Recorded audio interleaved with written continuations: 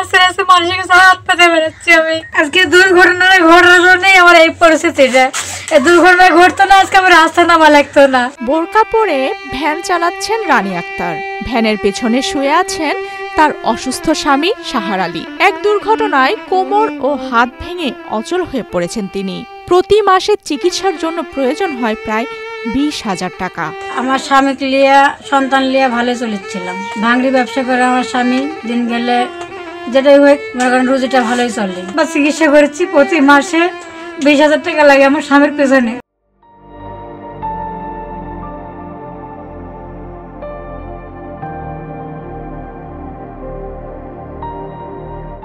এই স্বামী 20,000 টাকা লাগে, এরপরে মা পিটির বেতন লাগে 4,000 টাকা, সবকিছু বহন করতে লাগে।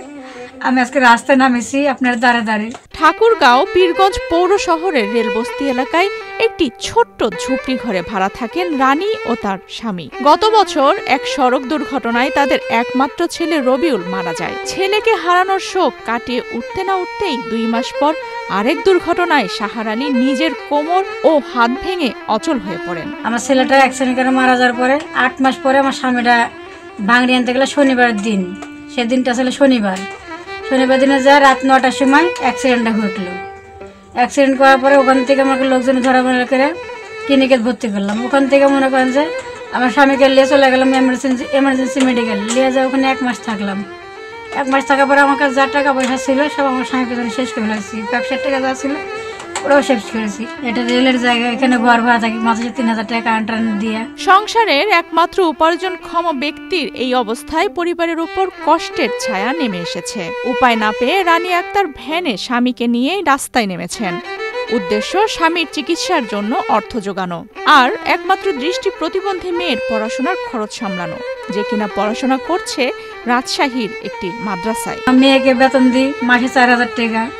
এখন এ হলে আমার কোনো রকমের করে সংসারটা চলে। এখন আমার স্বামীকে আমি চিকিৎসা তুলবো কি করে? তবু আমি যতটুকু পারি লোকের কাছে হাত পাইতে আমি যতটুকু পারি ততটুকু সুস্থ করার চেষ্টা করছি। আমি তো চাই না যে আমার স্বামীকে নিয়ে আমি রাস্তায় বেড়াই। এখন কি করবো? উপায় না যাবো, উপায় ছাড়া আমার স্বামীকে নিয়ে আমি রাস্তায় বেড়াচ্ছি বা চিকিৎসা করেছি। প্রতি মাসে 20,000 টাকা লাগে আমার স্বামীর পেছনে। অর্থের অভাবে সঠিক চিকিৎসা না হওয়ায় পরিবারটি দিশেহারা। এলাকাবাসীও তাদের পাশে দাঁড়াতে সাহায্যের আবেদন জানিয়েছেন। প্রতিদিন থেকে বাইরে স্বামী ভালো লোকের বাড়িতে পারতো না, এখন স্বামীর অধিকারে সে বাড়াচ্ছে, সাহায্য চাচ্ছে মানুষের কাছে। সে মহিলা মানুষ, মেয়েকে হাফিজিতে পড়ায়, তার খরচপাতি লাগে, টাকা লাগে। সে লজ্জা ফেলে দিয়ে স্বামীকে নিয়ে দাঁড়ে দাঁড়ে রাস্তা ঘুরে। এর যদি কোনো ব্যবস্থা থাকে তা আপনাকে দোহাই লাগে একটু অনুরোধ করে তাকে কিছু সাহায্য করা। মাঝখানে ওনার ছেলে অ্যাক্সিডেন্টে মারা গেছে।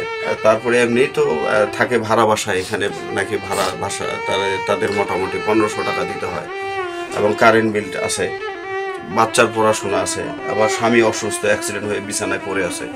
সব মিলিয়ে মহিলাটা রাস্তায় বের হইতে বাধ্য হয়েছে। অসহায় অবস্থায় রানী আক্তারের একটি প্রত্যাশা, সাহায্য পেলে হয়তো স্বামীর চিকিৎসা ও মেয়ের শিক্ষার প্রয়োজনীয় ব্যয় নিশ্চিত করা সম্ভব হবে, এমনটাই আশা রানী আক্তারের। আপনারা যে যেখানে পারেন, যে যেখানে আছেন সবাই মিলে আমাকে একটু সাহায্য করবেন যাতে আমি আমার স্বামীর বাসায় রেখে যাতে আমি চিকিৎসা করতে পারি। আমার স্বামী মনে করেন আগে ভাঙড়ি ব্যবসা করছে, সেই ব্যবসাতে মনে করেন যে কিছু টাকা ঋণ হয়ে গেছে আমার স্বামী, সেই ঋণটাও আমি দিতে পারছি না। স্বামী চিকিৎসা করবো না ঋণ দেবো না, আমরা নিজেরা খাবো না, পিটির লেখাপড়া করাবো।